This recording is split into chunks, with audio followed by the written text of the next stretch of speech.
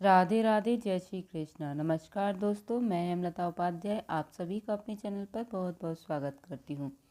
दोस्तों, आज हम सुनेंगे माघ मास महात्म का 17वां अध्याय। इससे पहले की कथा सुनने के लिए आप सभी का बहुत बहुत धन्यवाद। अप्सरा कहने लगी कि हे राक्षस, वह ब्राह्मण कहने लगा कि इंद्र इस प्रकार अपनी अमरावतीपुरी को गया, सो हे कल्याणी, तुम भी देवताओं से सेवा किए जाने वाले प्रयाग में माघ मास के स्नान करने से निष्पाप होकर स्वर्ग में जाओगी। सो मैंने उस ब्राह्मण के यह वचन सुनकर उनके पैरों में पड़कर प्रणाम किया और घर में आकर सब भाई बांधव, नौकर चाकर, धनादिक त्याग कर शरीर को नष्ट होने वाली वस्तु समझकर घर से निकली और माघ में गंगा यमुना के संगम पर जाकर स्नान किया। सो हे निशाचर, 3 दिन में स्नान से मेरे सब पाप नष्ट हो गए और 27 दिन के पुण्य से मैं देवता हो गई और पार्वती जी की सखी होकर सुख में निवास करती हूँ। इसलिए मैं प्रयाग के महात्म्य को याद करके सब देवताओं के सहित माघ में प्रयाग स्नान करती हूँ। सो मैंने अपना यह वृतांत तुमसे कहा। तुम भी इस योनि में पड़ने और कुरूप होने का सब कारण कहो। तुम्हारी दाढ़ी और मूछें बहुत बड़ी बड़ी हो गई हैं और पार्वती की गुफा में वास करते हो। निशाचर कहने लगा कि हे भद्री, संजनों से गुप्त बात कहने में भी कोई हानि नहीं होती। मुझको अब कोई संशय नहीं रहा कि मेरा उद्धार तुमसे ही होगा। सो मैं अपना सब वृतांत तुमसे कहता हूँ। मैं काशी में वेदों के ज्ञाता था और बड़े उच्च कुल के ब्राह्मण के घर में जन्म लिया था। मैंने राजा, पापी, शूद्र तथा वैश्यों से अनेक प्रकार के दान लिए। मैंने दान लेने में चांडाल को भी नहीं छोड़ा। उस जन्म में मेरे कोई भी धर्म नहीं किया, वहीं पर ही मृत्यु को प्राप्त हो गया। तीर्थ स्थान पर मरने के कारण नरक में ही गया।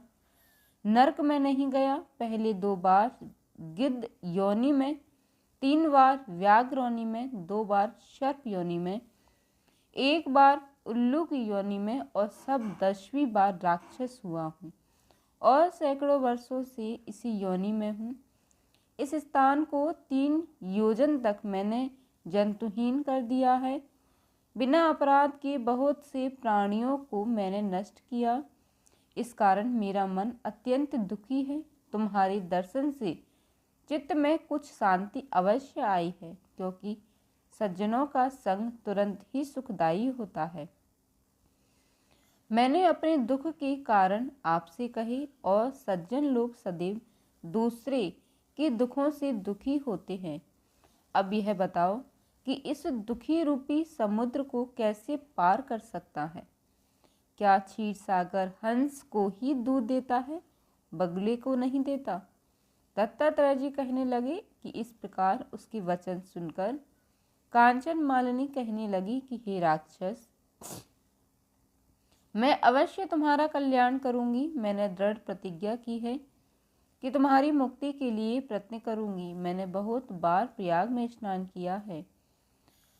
वेद जानने वाले ऋषियों ने दुखी को दान देने की प्रशंसा की है। समुद्र में जल बरसने से क्या लाभ? प्रयाग में स्नान करने का 1 बार का फल मैं तुम्हें देती हूँ, उसी से तुमको स्वर्ग की प्राप्ति होगी। उसके फल का अनुभव मैं कर चुकी हूँ।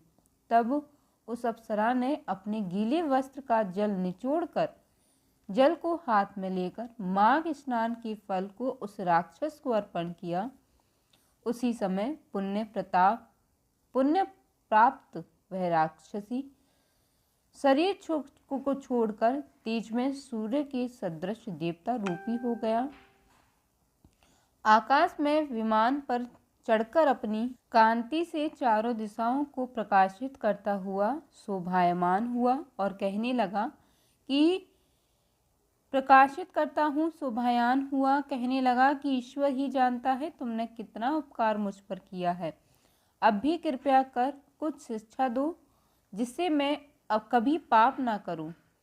अब मैं तुम्हारी आज्ञा पाकर स्वर्ग में जाऊंगा। तब कांचन मालिनी ने कहा कि सदैव धर्म की सेवा करो, काम रूपी शत्रु को जीतो, दूसरे के गुण तथा दोषों का वर्णन मत करो। पत्नी पुत्र धनादि की ममता त्यागो, सत्य बोलो, वैराग्य भाव धारण कर योगी बनो। मैंने तुमसे यह धर्म के लक्षण कहे। अब तुम देवता रूप होकर शीघ्र ही स्वर्ग को जाओ। दत्तात्रेय जी कहने लगे कि इस प्रकार गंधर्वों से शोभित वह राक्षस कांचन मालिनी को नमस्कार करके स्वर्ग को गया और देव कन्याओं ने वहां आकर कांचन मालिनी पर पुष्पों की वर्षा की और प्रेम पूर्वक कहा कि हे भद्रे, तुमने इस राक्षस का उद्धार किया। इस दुष्ट के डर से कोई भी इस वन में प्रवेश नहीं करता था। अब हम निडर होकर विचारेंगे। इस प्रकार कांचन मालिनी उस राक्षस का उद्धार करके प्रेम पूर्वक देव कन्याओं से क्रीड़ा करते हुए शिवलोक को गई। प्रिय दोस्तों, आज की कथा में बस इतना ही। आगे की कथा हम अगले अध्याय में सुनेंगे। जय माता दी। धन्यवाद।